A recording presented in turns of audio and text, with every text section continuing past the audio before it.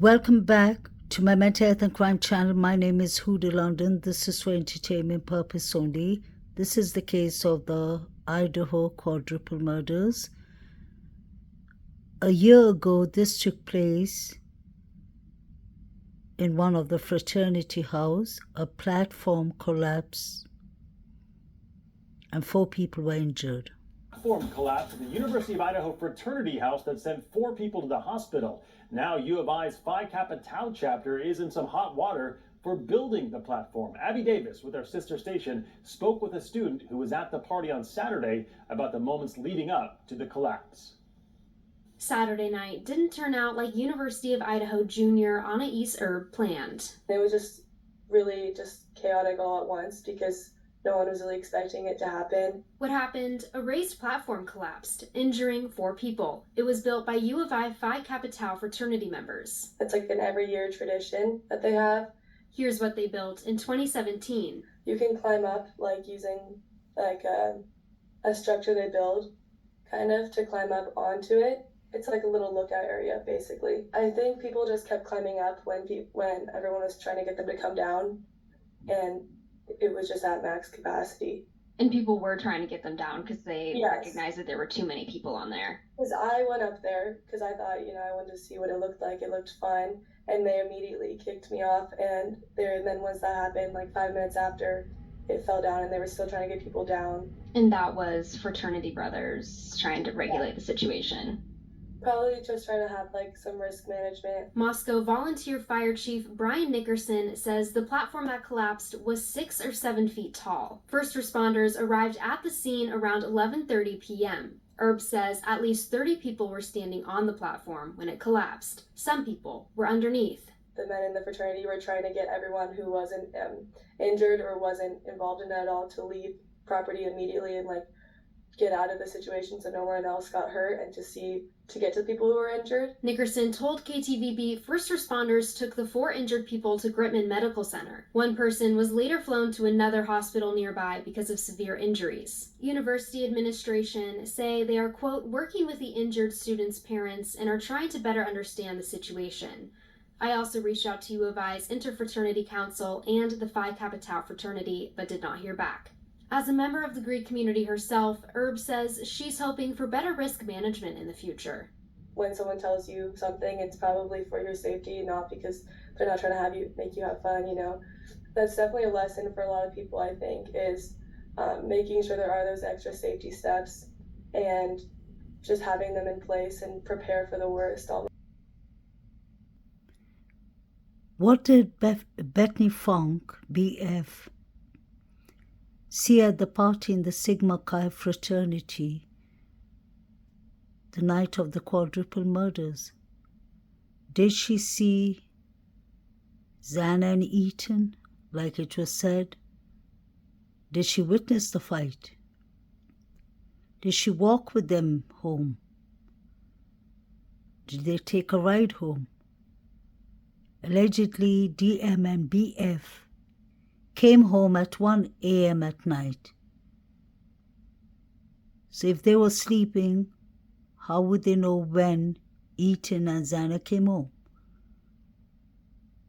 What is the exculpatory evidence that BF has that can exonerate Brian Christopher Kohlberger? Did she know him personally, or did DM know him personally?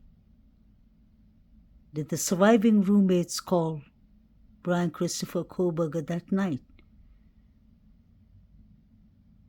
to maybe ask him to help them for some advice, since he has a degree in crime and justice and criminology? What was the relationship between the surviving roommates and Brian Christopher Kohlberger? I wonder.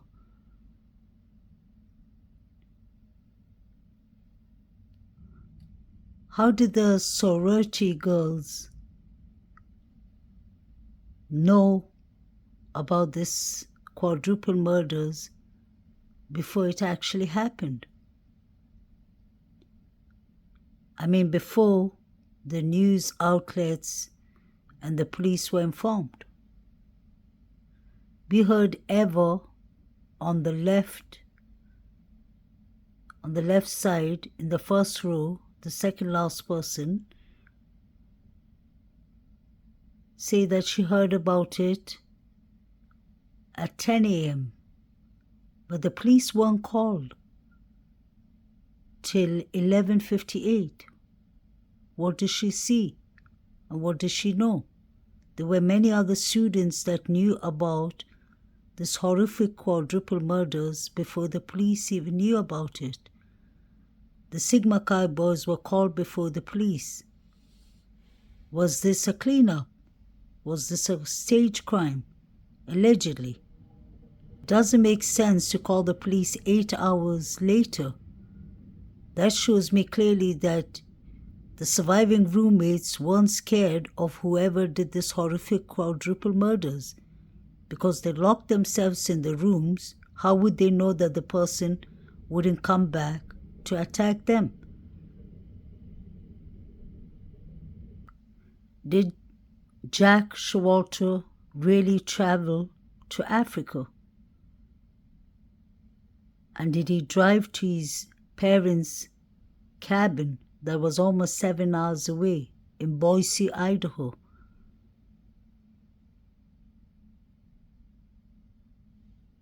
We saw him leaving the grub truck in anger. He was upset that the girls left without him. He is known to have been harassing females. At the corner club that night, he was thrown out allegedly, and he does have a history and pattern of harassing females. That's the reason he got thrown out of his fraternity, the Delta Tau Delt. A female who worked with him in Boise, Idaho in a restaurant clearly said that John Showalter should be investigated properly. She said that he harassed her and a female friend at work. She said he wouldn't get out of my way till I had to physically slap him to remove himself from her way. He loves playing with K-bar knives, trigger warning, and he loves hunting. That's not a crime, but that just shows he's skilled with knives. He lives only 1 minute away from the girls.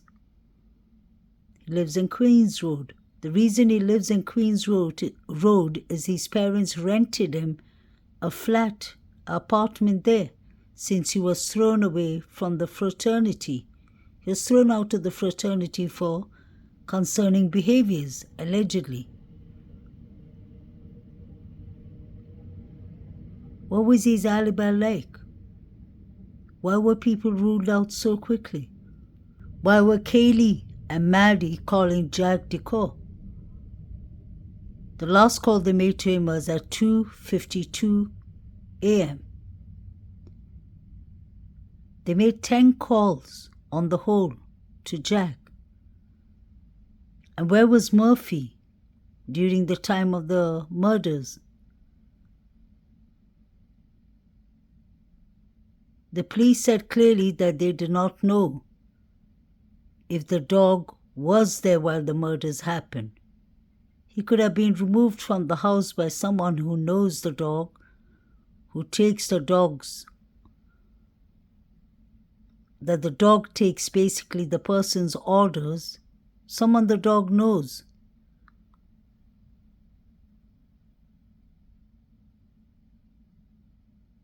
Jack D was last in the corner club with the girls.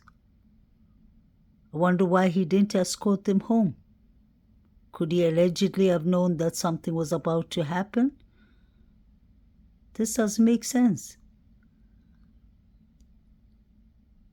Jack D was following Kaylee on Instagram, but she wasn't following him. He even wrote a text message saying, "I love you." She didn't reply back to him. Could he have been jealous and upset that Kaylee was moving, allegedly? Kaylee was taking Murphy with her, the dog they owned together. Could Jack D have been upset that Kaylee was moving to Austin, Texas without him?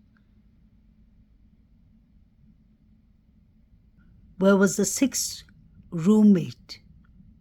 Did she ever move into the house? When did she move out? The forensics was taking a lot of pictures of this room where the sixth roommate should have lived. Could the people who did this horrific murders have been hiding, waiting inside and hiding? The front door was left open. Who left it open? Did they come in through the sliding door and leave in a rush from the front door? We saw 4 figures running. Was John Showalter innocently escorting the girls, or was he told to escort the girls?